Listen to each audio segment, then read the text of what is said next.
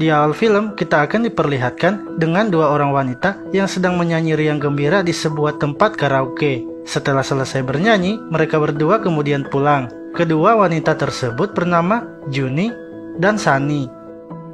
Mereka kemudian mampir ke sebuah minimarket. Di tempat tersebut ada seorang pria yang bernama Kim Ji. Ia merupakan seorang mahasiswa yang bekerja sampingan sebagai penjaga minimarket.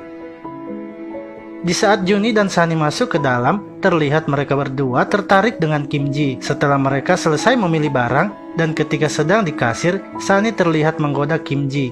Akan tetapi, Kim Ji tak menanggapinya dan tetap bersikap profesional. Scene pun berganti, terlihat seorang wanita yang sedang di rumahnya. Wanita tersebut bernama Gina. Di sini, Gina terlihat gelisah karena sedang menunggu suaminya pulang. Lalu tak lama kemudian, suaminya pun datang. Suaminya tersebut bernama Junha. Melihat suaminya yang sudah pulang, Gina langsung memarahinya. Namun Junha yang sudah tahu cara menaklukkan istrinya, langsung menggoda Gina dengan rayuan mautnya. Tak lama setelah itu, mereka pun langsung melakukan Wik. Saat mereka sedang menanam benih, tiba-tiba Sunny pulang. Diceritakan kalau Sunny adalah adiknya Gina. Ketika akan masuk ke dalam, Sunny mendengar suara pemersatu bangsa dari dalam kamar kakaknya. Hal itu pun membuat Sunny sedikit kesal. Esok harinya, terlihat Gina yang sedang mengobrol bersama Sunny di halaman rumah. Di sini Gina memarahi Sunny karena Sunny tak pernah serius dalam belajar dan ia juga selalu keluar tiap malamnya. Akibat hal itu, nilainya di sekolah pun menjadi turun. Scene berganti, terlihat Kim Ji yang sedang menempelkan sebuah brosur, di mana brosur tersebut adalah informasi tentang les privat miliknya. Lalu saat ia sedang menempelkannya di lift, ia pun bertemu dengan Gina. Melihat informasi yang ditempel oleh Kim Ji, Gina langsung teringat dengan adiknya. Ia berpikir akan menyuruh adiknya untuk les privat kepada Kim Ji. Scene berlanjut, terlihat seorang wanita yang sedang sakne sendirian. Wanita tersebut bernama Yuli. Tak lama kemudian Junha datang dan langsung bersiap menancapkan pedangnya kepada Yuli. Tak lama setelah itu mereka pun langsung melakukan Wik. Malam harinya terlihat Kim Ji yang sudah berada di rumah Gina. Ia ada di situ untuk mengajar les Sunny. Namun karena Sunny belum pulang, mereka berdua pun mengobrol berdua. Lalu saat Sunny pulang, ia langsung terkejut melihat Kim Ji, di mana Kim Ji merupakan pria di minimarket yang sebelumnya ia temui. Sunny pun terlihat sangat senang bertemu lagi dengan Kim Ji. Karena Sunny telah pulang, Gina kemudian memperkenalkan Kim Ji kepada Sunny. Ia juga memberitahu Sunny bahwa Kim Ji akan menjadi guru les privatnya. Setelah diperkenalkan dan mengobrol bersama, Kim Ji langsung memulai les di dalam kamar Sunny. Akan tetapi Sunny tak fokus dalam mengikuti pembelajaran, karena ia masih terpesona dengan Kim Ji.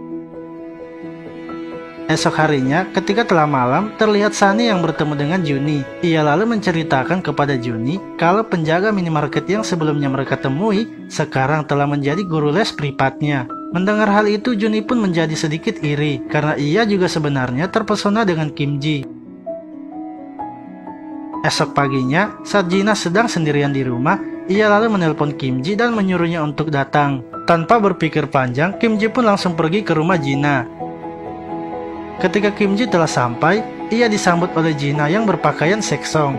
Dan pada saat Kim Ji diambilkan minum, Gina dengan sengaja menumpahkan minumannya ke celana Kim Ji. Di sini Gina pun langsung membersihkan bekas minumannya. Ia juga sedikit menggunakan gerakan tambahan yang membuat pedang Kim Ji menjadi bangun. Karena Gina sudah tak tahan dan juga sudah sangat sakne, ia langsung mengajak Kim Ji menanam benih bersamanya. Tak lama setelah itu, mereka pun langsung melakukan Wik.